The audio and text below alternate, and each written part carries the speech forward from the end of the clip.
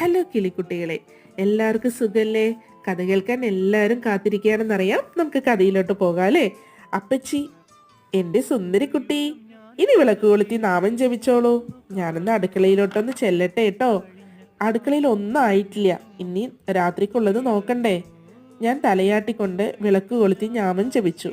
എൻ്റെ മനസ്സ് മുഴുവനും വീട്ടിലെ അമ്മയെയും അച്ഛനെയും പറ്റിയുള്ള നല്ല നിമിഷങ്ങളായിരുന്നു. എത്രയൊക്കെ വഴക്ക് പറഞ്ഞാലും ചീത്ത വിളിച്ചാലും അച്ഛനും അമ്മയും എൻ്റെ ഒരാഗ്രഹത്തിനും തടസ്സം നിന്നിട്ടില്ല. എൻ്റെ കണ്ണുകളിൽ നിന്നും അറിയാതെ കണ്ണുനീർ ഇറ്റുവീണു.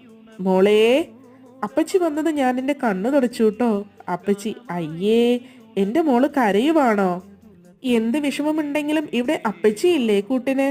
നമ്മുടെ ബാലക്കാരത്തി മാളോമ്മയും അല്ലേ മാളോമ്മേ? മാളോമ്മ ആ 4 പല്ല് കാണിച്ച് ചിരിച്ചു. ഇന്നേക്ക് ഇത്ര മാത്രം. അടുത്ത ലക്കത്തിലുള്ള വീണ്ടും കാണാം. നിങ്ങളുടെ സ്വന്തം കൂട്ടുകാരി രാധാമ.